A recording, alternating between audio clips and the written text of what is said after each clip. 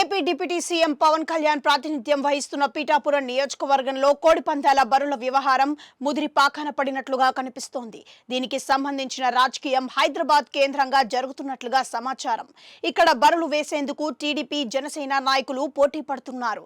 ఈ విషయంలో వెనక్కి తగ్గేదే లేదని పీఠాపురం మాజీ ఎమ్మెల్యే వర్మ చెబుతున్నారు. ఇటీవల ఆయన పందాలను కూడా ప్రారంభించారు. ఇక సంక్రాంతి పండుగకు మరో 3 రోజులు మాత్రమే ఉండడంతో బరులు మరిన్ని పెరుగుతున్నాయి. మరోవైపు తాను ఈ కోడి పందాలకు వ్యతిరేకమని పవన్ చెబుతున్నారు. గతంలోనూ ఆయన ఏవగరించుకున్నారు. తద్వారా సొమ్ములు పోతున్నాయని, యువత చెడు మార్గంలో పయనిస్తున్నారని కూడా ఆయన అంటున్నారు. అయితే ఇప్పుడు ఆయన ఎమ్మెల్యే కావడంతో సమస్య ఆయన నియోజకవర్గంలోనే తిష్టవేసింది. దీంతో ఇప్పుడు ఆయన ఏం చేస్తారో చూడాలి. ఇదిలా ఉంటే బరుల విషయంలో జనసేన నాయకులు, టీడీపీ నాయకులు చీలిపోయారన్నది స్పష్టంగా కనిపిస్తోంది.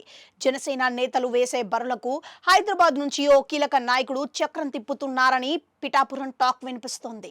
ఆయనకు ప్రభుత్వం పరంగా కూడా మంచి మద్దతు ఉందని అంటున్నారు. ఇక వర్మ కూడా ఈ బరులను ప్రతిష్టాత్మకంగా తీసుకున్నారు. తన నియోజకవర్గంలో తనకు ఎదురు లేదని అంటున్నారు. కానీ చిత్రం ఏంటంటే వర్మ అనుచర వర్గానికి చెందిన బరులను పోలీసులు ఇటీవల ధ్వంసం చేశారు. దాదాపుగా 10 ఎకరాల విస్తీర్ణంలో భారీ ఎత్తున వేసిన బరిని ఓ సిఐ స్థాయి పోలీసులు తొలగించేశారు. రాత్రికి రాత్రి జరిగిన ఈ ఘటన గత 2 రోజులుగా రాజకీయంగా ఇరకాటంలో పడేసింది. ఈ క్రమంలో వర్మ ఏదో ఒకటి తేల్చుకుంటామని చెబుతున్నారు. అయితే ఇవన్నీ అంతర్గతంగానే సాగుతున్నాయి.